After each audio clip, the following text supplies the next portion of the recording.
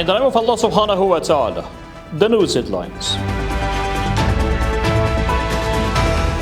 32 individuals killed and injured following the recent floods in Nangarhar province.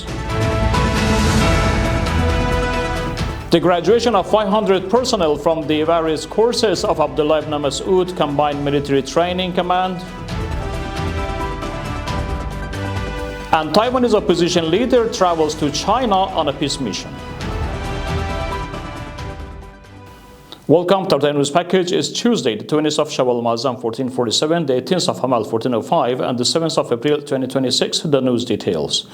Following heavy rainfall last night in Nangarhar province, 13 people were killed and 19 others injured. Local authorities report that the downpours caused flooding in certain areas, damaging homes and roads. In previous days, floods in several provinces have also disrupted traffic on major highways across the country. A total of 350 personnel graduated from the basic training courses in Abdullah ibn Mas'ud Combined Military Training Command, alongside 110 individuals completing professional courses on BM-21 armored tanks and artillery.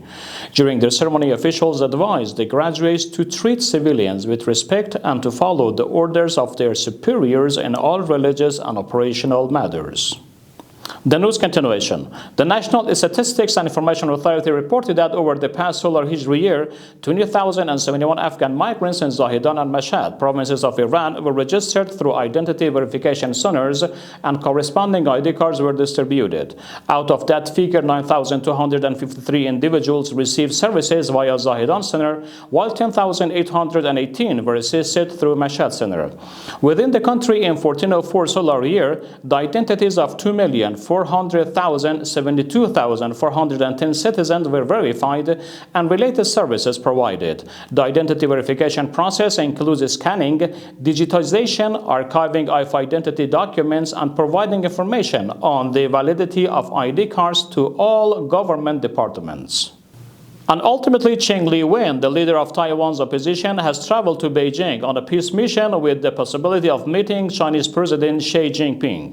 Reuters report that the visit occurs amid increasing military pressure from China on Taiwan in recent months.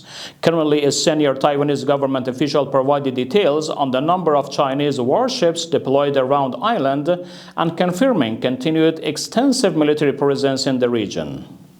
We have reached the end of our news program. Informative materials from Urooj Research and Broadcasting Administration are available on social media and platforms. Wassalamu alaikum wa rahmatullahi ta'ala wa barakatuh.